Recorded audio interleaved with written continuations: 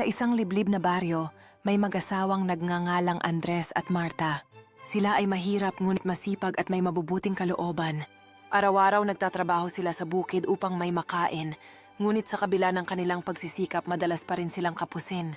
Isang gabi habang natutulog nakarinig sila ng mahihinang yabag sa kanilang maliit na kubo. Sa kanilang pagmulat nakita nila ang isang maliit na nilalang, isang duwende na may mahahabang balbas at makikislap na mata. Ako si Gamil, isang duwende ng kagubatan.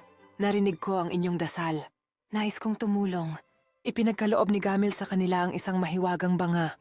Kada umaga buksan ninyo ito at matatagpuan ninyo ang ginto at pagkain sa loob. Ngunit may isang kondisyon, huwag kailanman subukang alamin kung paano ito napupuno.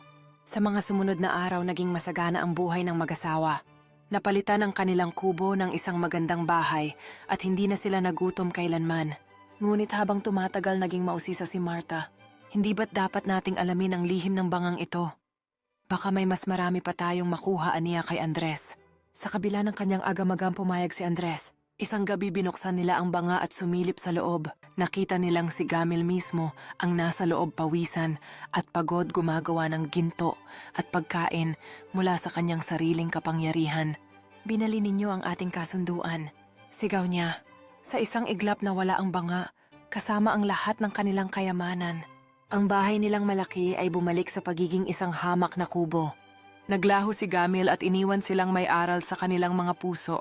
Ang kasakiman at kawalan ng tiwala ay may kapalit na mabigat. Mula noon muling nagsimula ang mag-asawa.